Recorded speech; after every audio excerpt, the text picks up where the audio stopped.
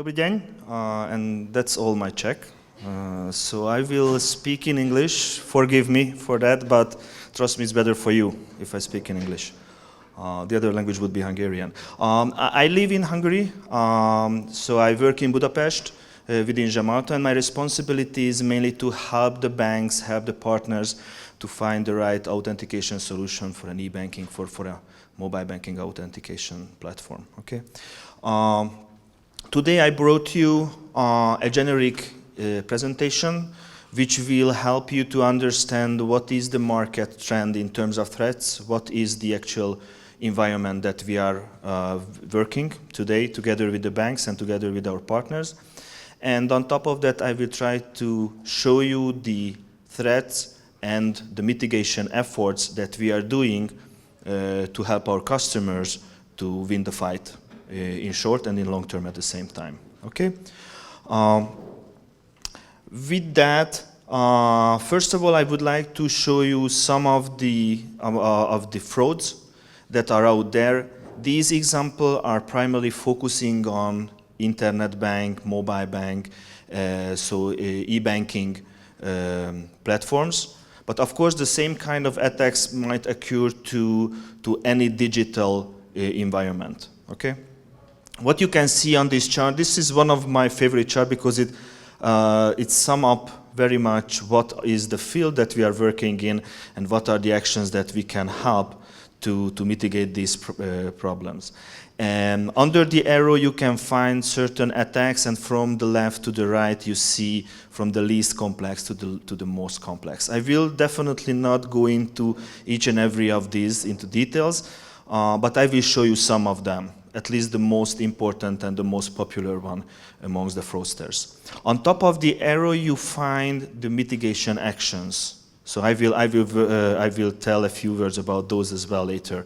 So you will understand how can we help, how can we mitigate the attacks out there. Okay?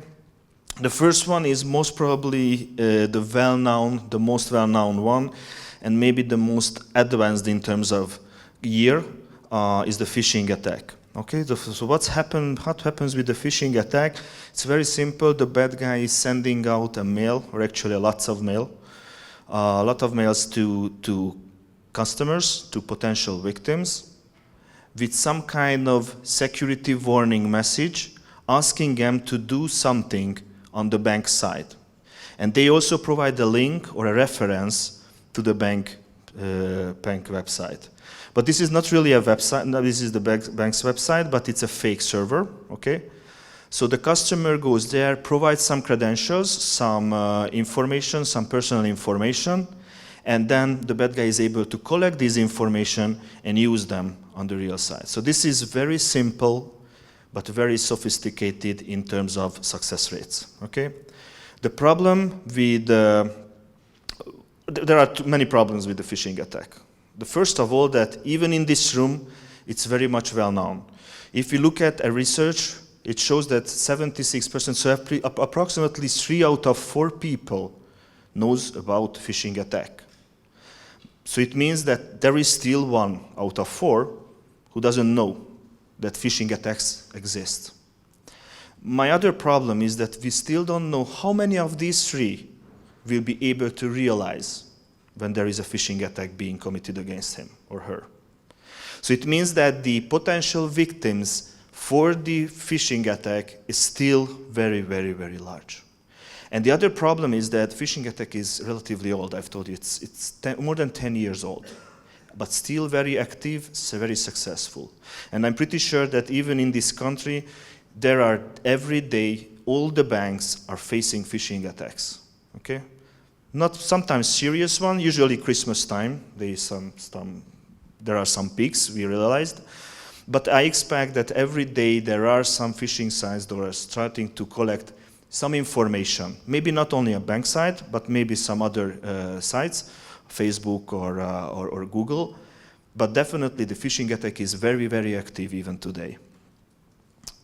But if we go further, man in the middle, which means that you have the victim on the left, and you also have the bank server, so let's say the internet bank side on the other side, and they would like to communicate to each other. So the customer initiates a transaction, but the problem is that someone jumps into the middle of this communication and then transferring these messages.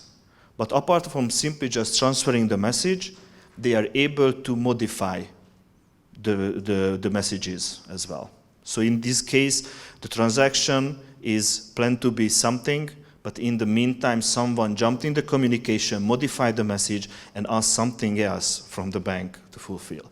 And if you think that this is not advanced or it's not happening, just go on YouTube, and search for how to do a man in the middle. And you will see there at least 3 sophisticated videos how even you can give it a try. So you just grab a Linux laptop, you go into a net cafe, and then you are able to do some kind of simplified man-in-the-middle attack. Okay?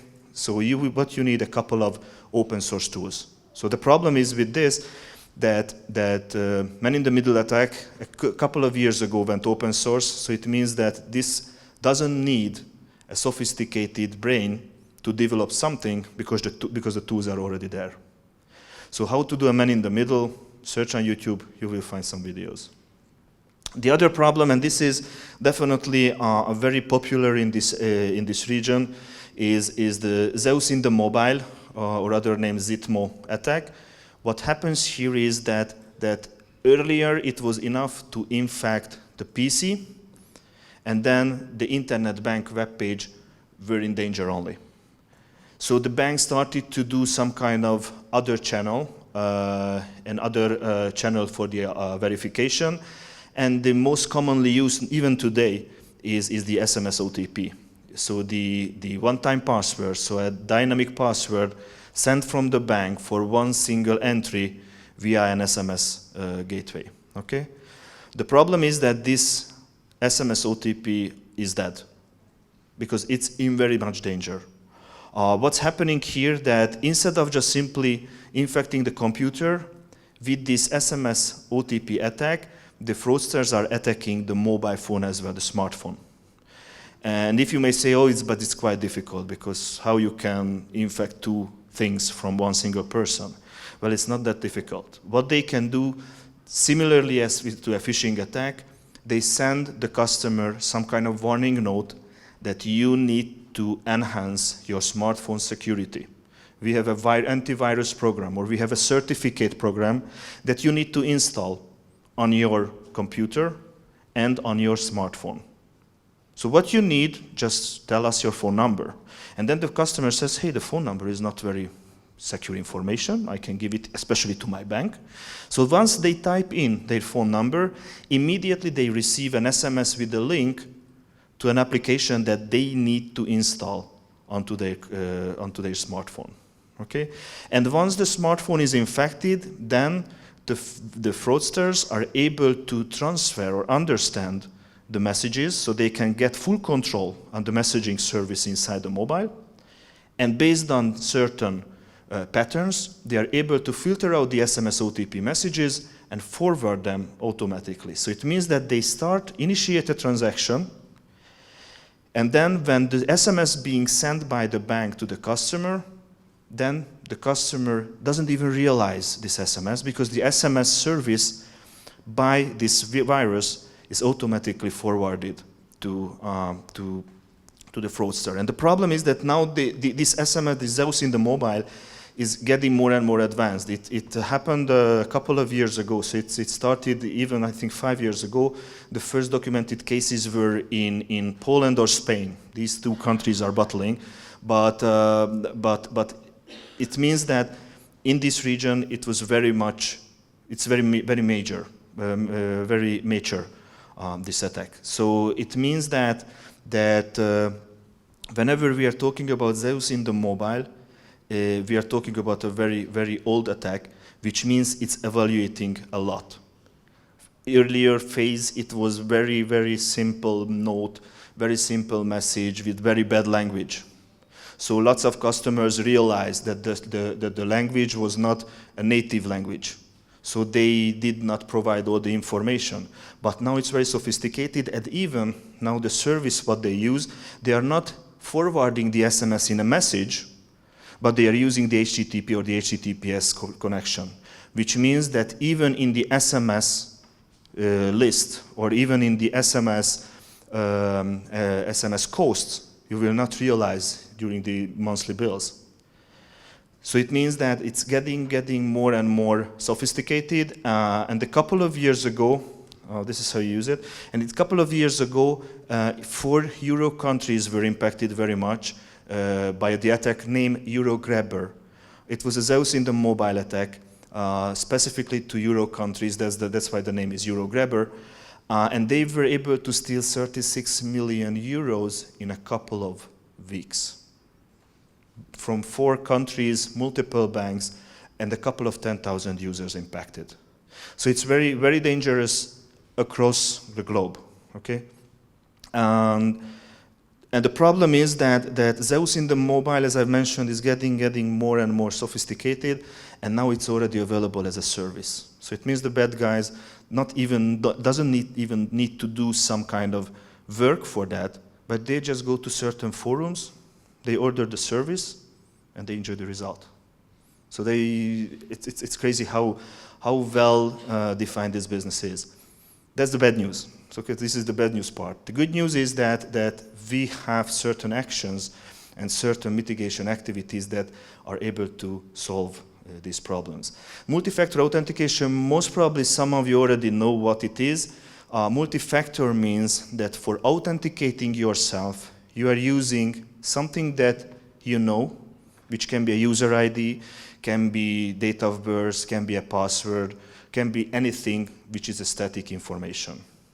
If you use it together with something that you have, which can be a software, an extra software from the bank, can be a hardware token, which I will show later, can be your mobile phone or an application in your mobile phone. So if you combine these together, you get to the two-factor authentication together with something you know, with something you have. And the last one is, the last factor is yourself, something you are.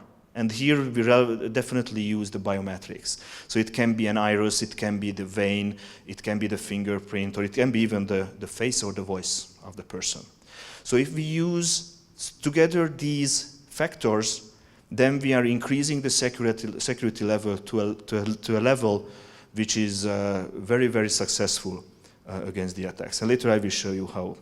Currently, within Gemalto, what we see, that two-factor authentication, so some physical device or some software device together with some static information gives you a very, very good protection against today's attack. What we already started to work with is the biometrics, and this is something that we will use in the next 2-3 years for sure.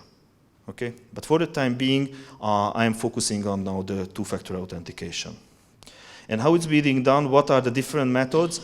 I tried to put the least words onto this slide. So something that you, and here is how you can understand the different authentication methods. So the first one is we need some kind of unique identifier symbolized by a lock. Okay, so this is a secret information, unique, dedicated to one certain person. If we use it together with some kind of counter, which can be the time factor, which can be really a transaction counter. If we use these together, we are able to produce a one-time password. I'm not showing you the cryptical algorithm because even for me it's a miracle. But trust me that if you put these two parameters into a cryptical solution, then you get to a unique single one-time password that you can produce at the same time based on the same parameters in 2 different locations. So it means that you are able to use any device or any software to generate a one-time password, and you are able to do it in the backend side as well, and then you can compare them. If we add some kind of question answer into this communication by authenticating not only the user, but at the same time that certain channel, that certain communication action, we get to the challenge response authentication. And if we give some meaningful information about the transaction into this equation, then we get to the transaction signing. Okay, so these are the 3, let's say, different major authentication methods. if you're talking about the one-time passwords. Okay. And how these work, and I'm telling you the transaction data signing.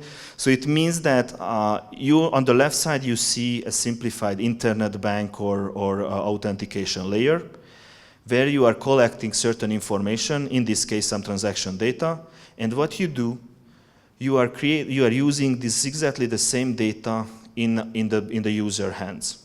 Again, it can be a software, it can be a hardware, it can be any different device. And what you use here, or what you do here, you instruct your device or your end to generate a dynamic password that you copy to the internet bank, and the authentication backend is making the same calculation and comparing the results. And if they are the same, and usually that's why I say that our job is easy, because what we do, we are just simply telling yes or no. And then the internet bank will provide the access to the user if needed or not.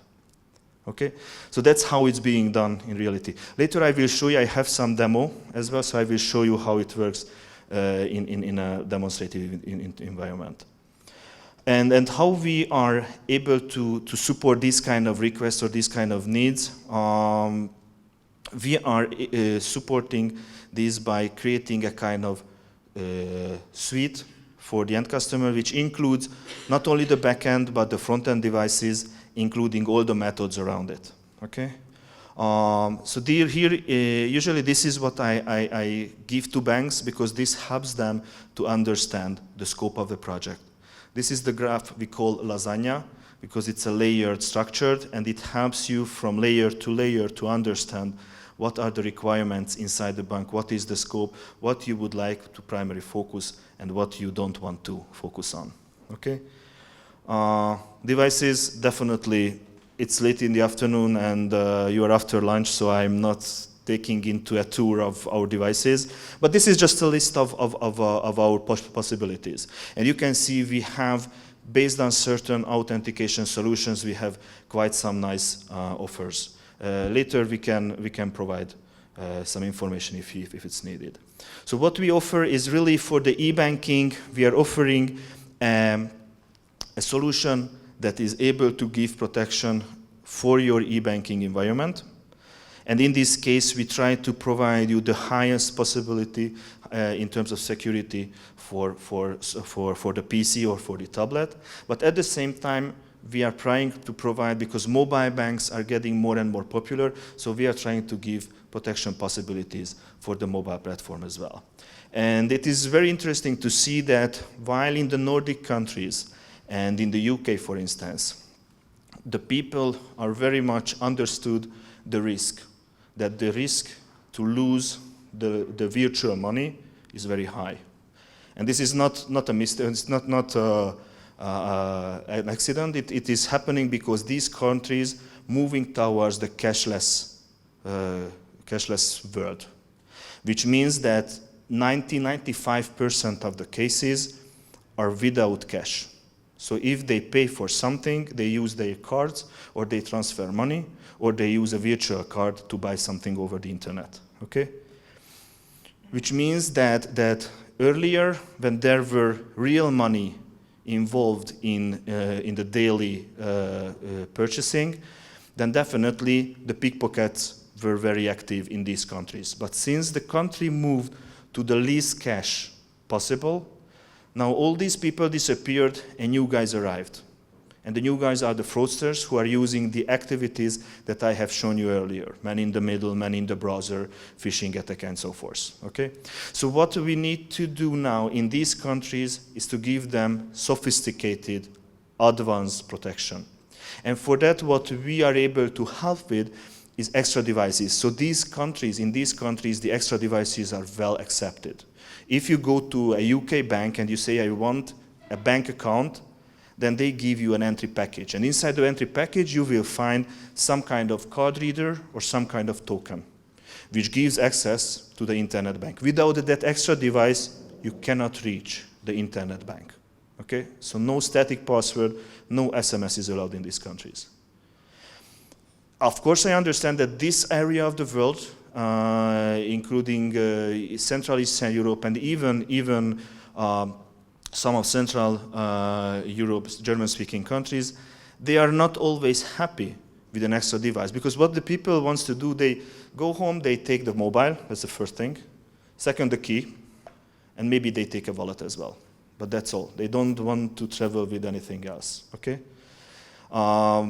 So what we are trying to offer them is making the mobile more and more capable to give some kind of protection. Of course, it's not the same protection as an extra hardware element, which is tamper-proof, which means that no way to get valid information out of that device without destroying. And once it's destroyed, you cannot really get valuable information out of the device. So this gives currently the smart card chip is the strongest security in the payment world. How the people are handling it, printing the pin on the other side or putting next to the wallet, it's a different story. But technically, the product itself is still the strongest that's possible, okay?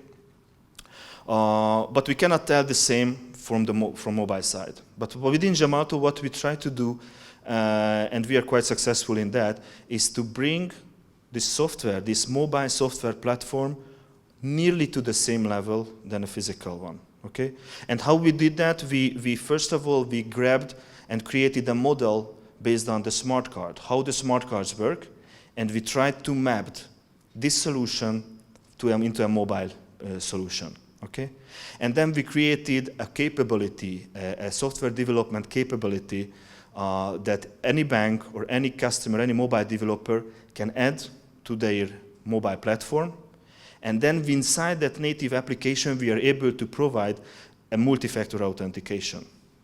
And from the end user perspective, it's still very simple. They use a static information, a static username, a static password to log in, for instance, to a mobile bank. But inside the mobile, inside the handset, together with this development library, we are able to generate a dynamic password, which is unique, which is valid only for a certain period for one certain action.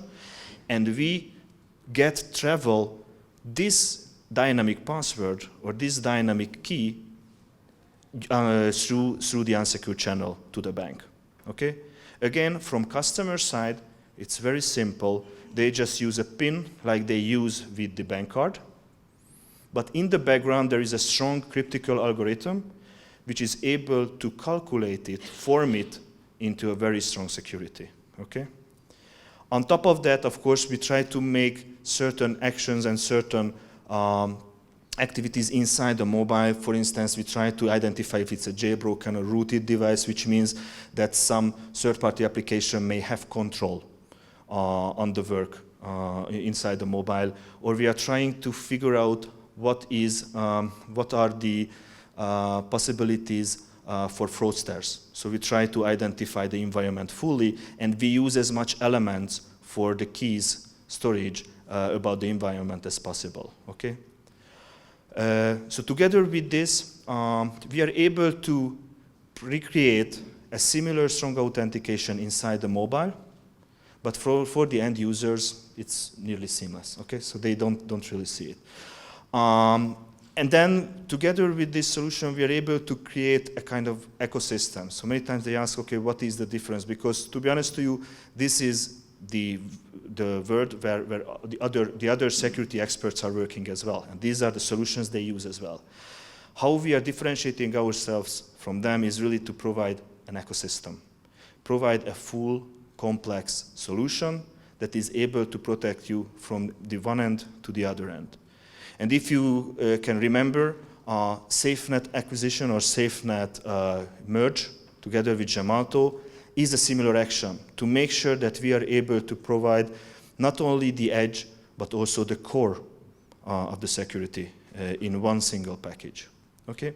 With that, I would like to show you just quickly a few demonstrations. Let me check how it is working. So if you haven't seen it before, then I'm trying to help you. Good. So now I cannot see it here, but I can see it up there. So what I will show you, very simply, if we go to this site, we will check the speed. So I'm just refreshing the screen. Actually, now I'm checking how many of you are Facebooking or checking mails, because I'm using the same internet. It looks fine now. So I use now to log in a static information, which is a username and a password. Anyway, who knows what is the most popular password globally? The most 1, 2, 3, 4, 1, 1, 1, a password actually. Password, and the second one is nearly there. 1, 2, 3, 4, 5, 6. So it's very complex. It's okay. Let's try again. Too many people Facebooking.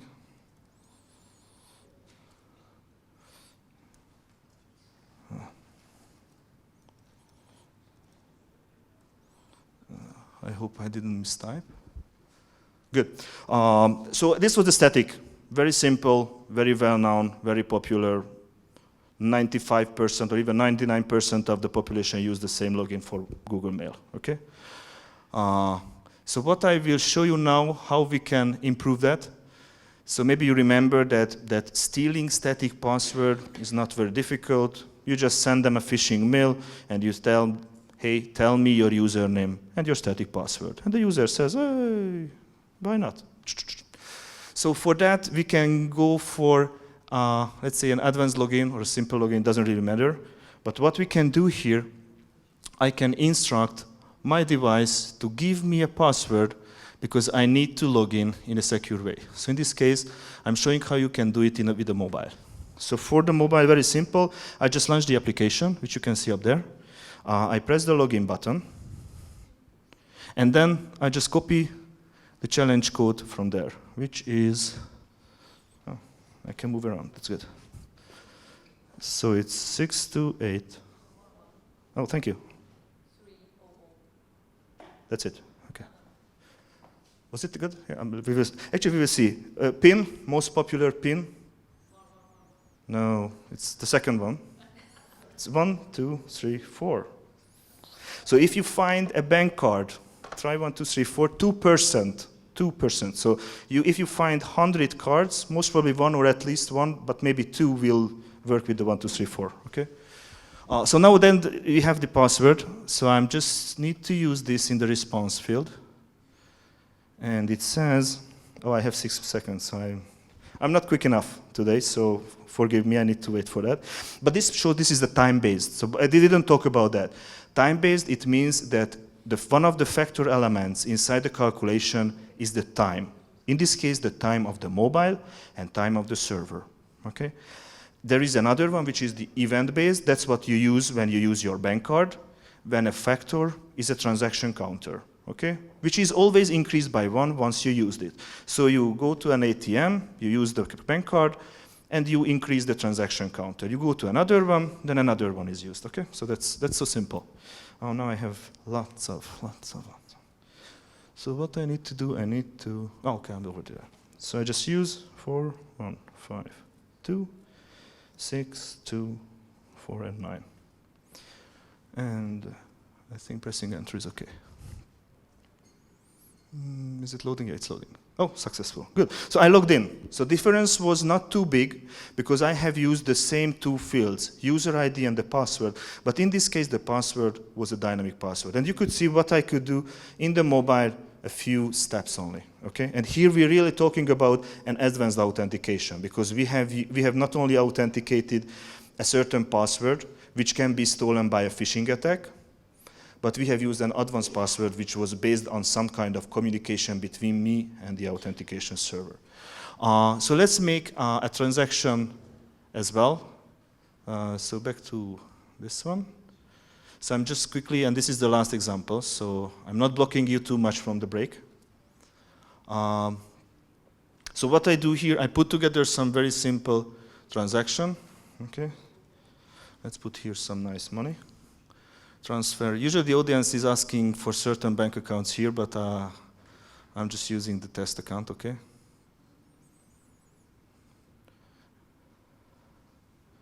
Sorry, but you need to try once to use your mouse and moving, looking at the other option, other view. So what I do here, I select again the mobile, and then I go for signing. But what we can do, we can simply sign the transaction by, again, copying some information from the screen, or we can use the QR as well, okay? So it means that now I'm using the simple one. So it means that very simple steps displayed on the screen. So what I need to do, I go back to the mobile home screen in the application and select sign transaction, and I just need to copy the information from there. So I put there the beneficiary account numbers. Maybe remember, I'm using the transaction information to be part of the critical calculation. And in this case, what happens here, I'm basically generating a one-time password based on these data. So it means whoever captures this package, the beneficiary account number, the transaction amount, and the one-time password, and modifies any of these data, this combination will not be accepted anymore by the authentication server, because they are put into the one equation, and the one-time password includes, in a cryptical way, all the other information. So by changing one would have been resulted in another one-time password, okay? PIN is 1, 2, 3, 4, obviously. And now I have some time to type in. So I use 0589.